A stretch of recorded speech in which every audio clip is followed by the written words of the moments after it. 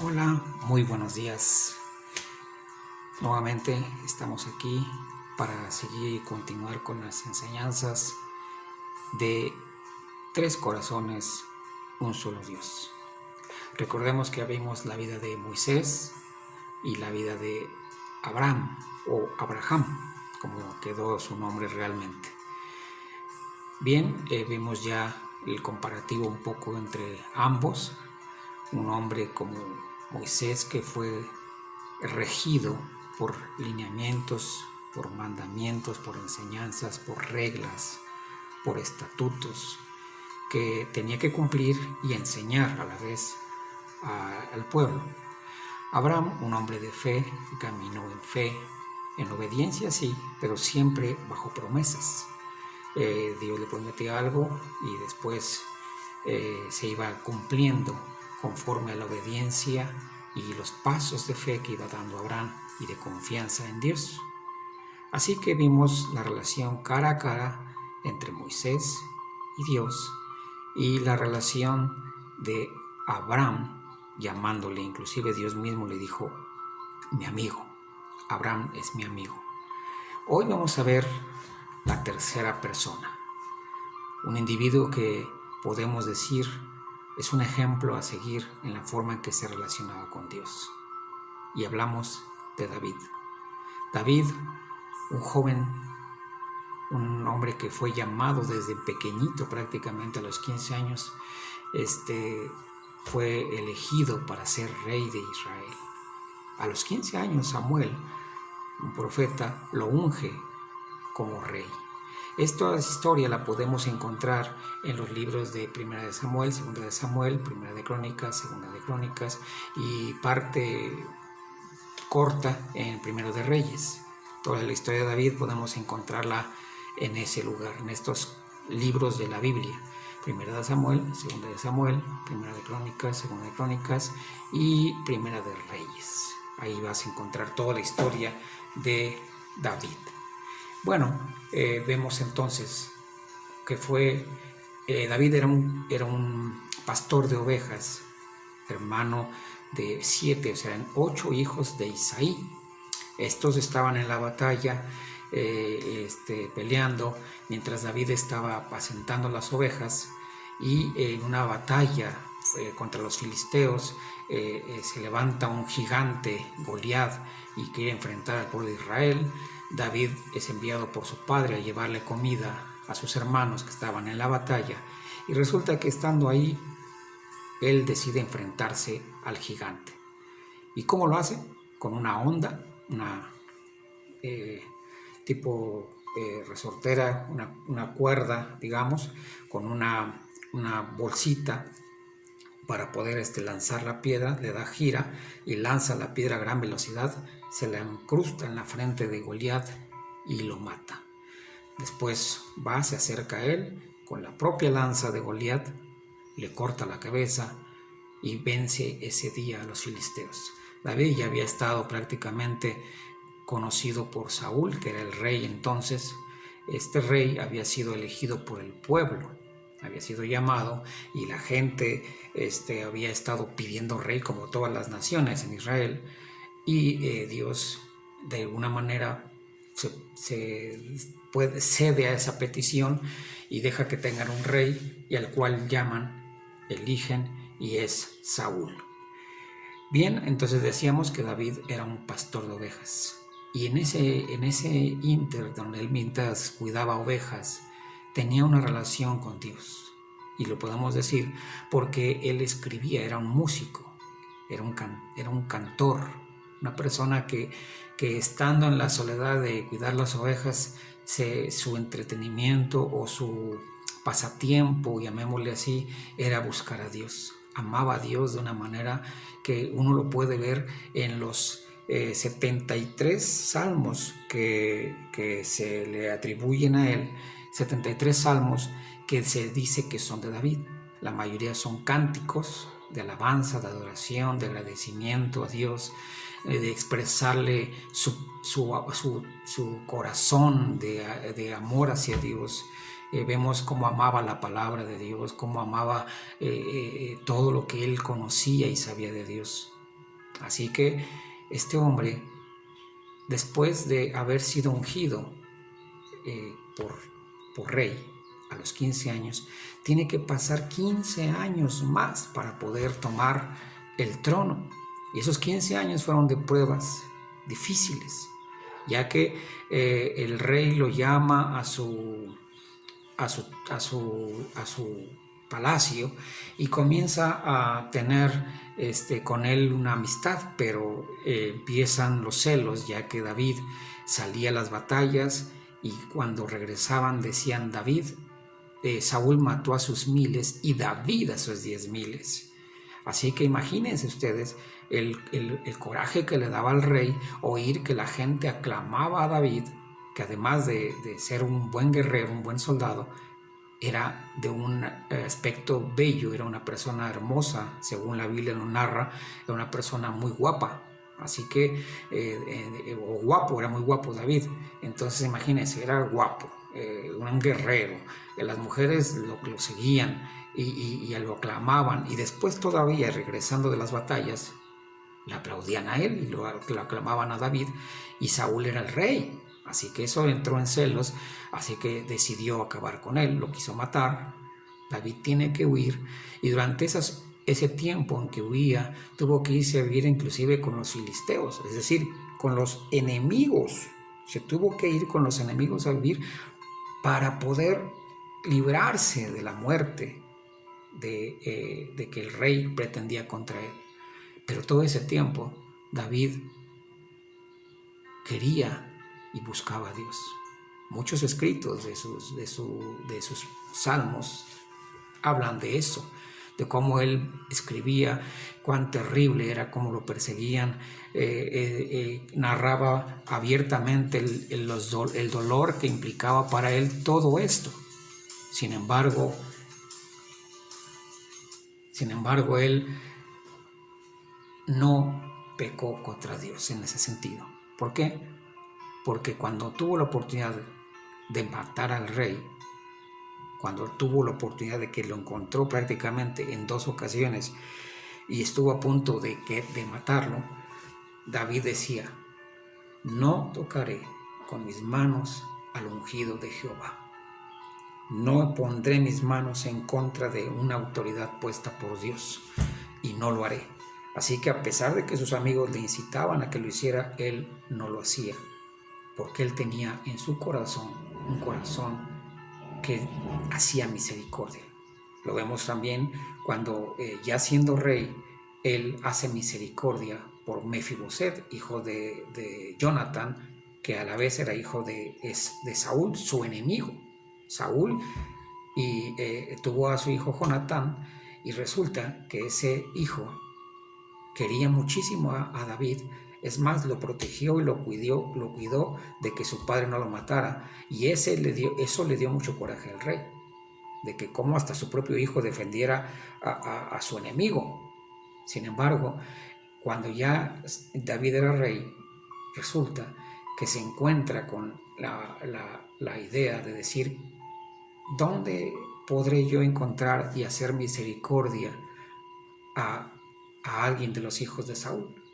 Y le dicen: mira, está Mefiboset, que por cierto era lisiado, se había caído, lo había tirado la nana desde bebé y prácticamente le lastimó sus pies y ya no podía caminar. Así que era un hombre lisiado, había sido, digamos, hijo del rey y después le quitan todo, le despojan de sus tierras. David lo llama y le dice: a partir de hoy comerás a la mesa del rey. Todas tus tierras te van a ser devueltas, vas a volver a tener tus tierras, te van a tener tus siervos otra vez y tú vas a regresar ahora a estar sentado aquí a la mesa conmigo. Qué increíble, ¿no? Que haya hecho esa acción a favor de un hijo bueno, vamos a llamarle, era el nieto de su enemigo, y aún así hizo misericordia. Pero David tenía también lo suyo. Cometió un pecado terrible de adulterio. Un día salió su ejército a la guerra, se fueron a la guerra, él dijo: yo me voy a quedar el día de hoy no voy a ir a la guerra. Así que salió a su balcón y mirando hacia todos lados encontró que una mujer bella y hermosa se bañaba a un lado o cerca de su casa, y la miró y la deseó. Así que mandó por ella, se acostó con ella, y cuando pasando el tiempo, resulta que, pues obviamente la mujer quedó embarazada, le avisa a David, y David dice, bueno, pues voy a tener que llamar al esposo. Así que Urías, que estaba en la batalla, es traído por el rey para que él regresara a su casa y estuviera con su esposa. Sin embargo, Urías dijo, no, yo no voy a, ¿cómo voy a regresar a mi casa estando nuestra nación en guerra? Así que no quiso regresar a su casa.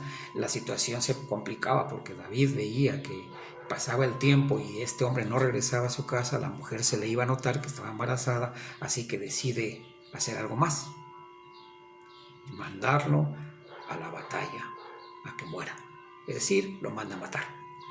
Así que David comete en este lapso, comete 4 pecados.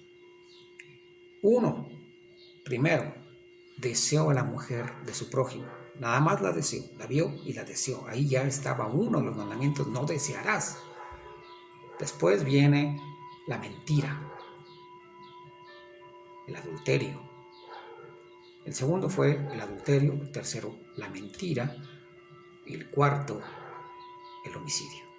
4 pecados terribles. Eso lo podemos ver en 1 Samuel capítulo creo que es el 12, el 11, en el 11 y el 12 Natán, en el capítulo 12 Natán, el sumo sacerdote, el profeta, viene y le dice, tú hiciste esto, lo confronta y le da las palabras que Dios le mandaba decir a David.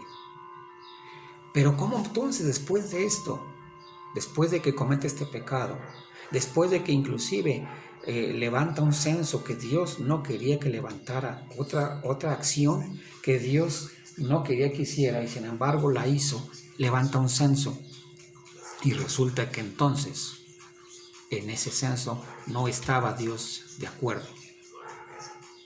Así que entonces decide de alguna manera pecar nuevamente David. Y así podemos encontrar varias acciones que no eran agradables a Dios, inclusive cuando él mismo dijo, yo no podré construir el templo porque mis manos están llenas de sangre, ya que era un soldado, era un guerrero y constantemente tenía que matar. Así que, ¿cómo es que Dios dice que David era conforme a su corazón? Y eso lo podemos encontrar en Hechos capítulo 13, verso 20. Me dice en el 23, pero en el 22, pero dice, después como de 400 años,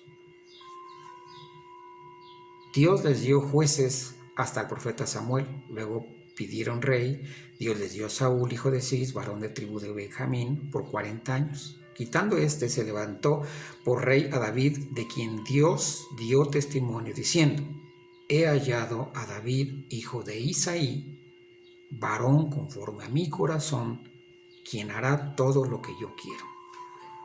Después de esto, después de lo que vimos que hizo David, pues sí, Dios dijo conforme a mi corazón. Y eso lo confirma en 1 Samuel capítulo 13, verso 13 también, donde dice eso. Samuel se presenta con Saúl y había Saúl cometido una locura y le dijo en el verso 14, mas ahora tu reino no será duradero. Jehová se ha buscado un varón conforme a su corazón. ¿Cómo podemos llamar entonces esta situación? Un hombre sanguinario, pecador, adúltero, que no obedecía a ciertas reglas, que era conocido inclusive por tener muchas concubinas. Sin embargo, no lo dijo un hombre. No fue Samuel quien dijo que era un hombre conforme al corazón de Dios. Fue Dios mismo quien dio testimonio de ello. Vemos que David se arrepintió de todo lo que hizo. David era un hombre temeroso de Dios. Todo esto que él cometió lo persiguió toda su vida, pero siempre tuvo un corazón conforme al corazón de Dios, porque aún después de eso, él se arrepintió genuinamente. Dice que lloraba y su cama mojaba de las lágrimas de dolor, de ver lo que estaba pasando por causa de su pecado y por la acción que él cometió. Él, arrepentido todo el tiempo, buscaba a Dios y aún lo adoraba, aún le cantaba, aún lo bendecía. Era un hombre que amaba sinceramente a Dios, que temía a Dios y que tenía un corazón que, por ejemplo, pudo haber matado a Saúl y no lo hizo. Pudo habernos hecho misericordia a Mefiboset y tuvo misericordia de él. Y así como esas acciones también hizo cosas como construir una casa para Dios. De hecho, él se veía en su palacio y decía, ¿cómo es posible que yo tenga una casa tan grande y tan hermosa y Dios esté en un arca? Así que le construiré casa a Dios. Y cuando él hizo eso, de construirle le llamaban en aquel entonces un tabernáculo, era tiendas de pieles, de madera, y en esas pieles y todo eso, él construyó una especie de tienda para habitar el arca de Dios, la cual hizo traer de los enemigos que la habían robado. Él trae el arca, la pone en un lugar, le pone su cubierta y todo, y dice que todas las noches él salía a adorar a Dios y dirigirse hacia el arca, hacia la presencia de Dios, y salía una luz tremenda de ese lugar, de la presencia de Dios. David tenía un corazón hacia Dios, lo amaba. Y ahora entonces, ¿por qué era un corazón conforme al corazón de Dios? Porque podemos distinguir ahora la diferencia entre los tres casos. Moisés, un hombre sujeto a reglas, preceptos, mandamientos y leyes, que hablaba cara a cara con Dios. Abraham, un hombre de fe, de muchas promesas, que tenía una relación de amistad con Dios. Pero este hombre tenía una característica todavía mucho mejor. Se relacionaba con Dios como un hijo, como alguien que lo amaba, como alguien que se entregaba totalmente a él, que le daba todo. De hecho, él entregó todos sus bienes para que se construyera el templo. Oro, plata, bronce, maderas, pieles, todo, piedras preciosas. Dice, yo no daré a Dios nada que no me cueste. Esa era la gran diferencia. Y con esa misma pasión que David amaba a Dios, con esa misma pasión Dios nos ama a nosotros. Yo sé que no es la proporción. Dios nos ama mucho más grande, que dio a su propio hijo, a Jesucristo, para que nosotros fuéramos salvos. Pero con esa misma pasión con la que Dios entregó a su Hijo, con la que Dios nos dio la salvación, con la que Cristo murió en la cruz para derramar su sangre por amor a nosotros, había esa pasión en David. Un hombre temeroso de Dios, amante de Dios, seguidor de Dios, apasionado por Dios. No tenía límites para servirle a Dios. Su pasión era Dios. Tan es así que desde niño, siendo un pastor de ovejas, era un adorador. Inventó instrumentos para adorar a Dios, para cantarle. Y pasaron los años, y aún siendo rey, con sus fallas, con sus errores, con sus pecados, jamás dejó de amar a Dios y de rendirle todo a Dios, de entregarle todo a Dios, de entregarse todo a Dios mismo. Entonces, ¿qué tipo de relación queremos tener con Dios? Una en base a leyes y preceptos, una en base a fe y obediencia, y aunque hablaba cara a cara con Dios, sí, era hermoso, pero qué mejor que esta relación, donde no había límites, donde Dios mismo puede dar testimonio de ti y de mí, de que tenemos un corazón conforme de Dios.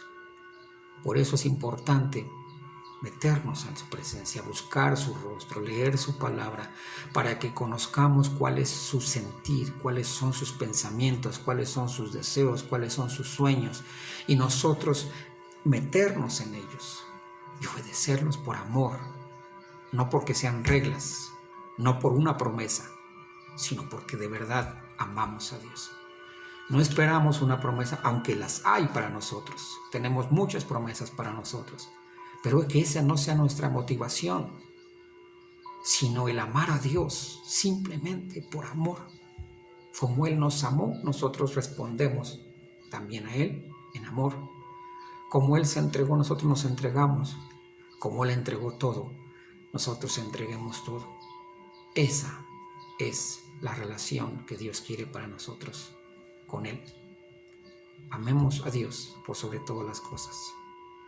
Y estas tres corazones que nos muestra esta enseñanza, nos muestra también qué tipo de relación queremos con Dios. ¿Tú cuál quieres? ¿Una donde solamente obedezcas reglas? ¿Donde solamente quieras cumplir con las leyes y los mandamientos? ¿Otra donde solamente esperes las promesas, exijas inclusive las promesas, te adelantes a querer conseguir las promesas? Sí, tuvieron su bendición. Abraham tuvo la bendición y todavía hoy la podemos ver. Moisés estuvo en la enramada cuando Jesucristo estaba en esa reunión con Elías. Moisés, Elías y Jesús. No fue cualquier cosa. Sin embargo, David pasó a la historia porque la promesa que le hizo Dios a él dice: de la descendencia de este, y conforme a la promesa, Dios levantó a Jesús por Salvador a Israel. ¡Qué tremendo! De la descendencia de David nació Jesús, nuestro Salvador. Esa es la esperanza. Eso es lo que Dios quiere para nosotros. Una relación no en base a leyes ni en base a promesas, sino una relación de amor entre Él y nosotros. Un corazón que ame a Dios, que tema a Dios, que obedezca a Dios, no por lo que reciba, sino por el simple hecho de tener a Dios como nuestro Padre, como nuestro Rey, como nuestro amigo, como nuestro Salvador. Pero también esa relación nos une a Él. Espero que esta enseñanza te sea de bendición. Esta sí fue un poquito más larga que las otras, pero nos puede ayudar mucho. A mí en lo personal, yo te puedo decir que hubo tiempos muy difíciles. Hubo tiempos en los cuales inclusive no quería saber de Dios. Pero no puedo decirte ahora eso. Puedo decirte que Él nunca me desechó. Él me mostró su amor. Él me mostró su pasión, su cariño, su comprensión, sobre todo su misericordia y su gracia. Y no me dejó hundirme. Me rescató del hoyo donde yo estuve mucho tiempo, fuera de Dios. Y ahora te puedo decir, jamás regresaría a mi vida pasada, por cuanto encontré en Dios no solamente a mi Salvador, sino a aquel que es mi vida y por el cual deseo seguir viviendo y seguir caminando y seguir amando, perdonando como lo hace Él. Te invito a que elijas esta decisión de seguir a Cristo, de caminar con Cristo. Él es nuestro Salvador. Y así como David, apasionate por Dios. Vale la pena. Dios te bendiga.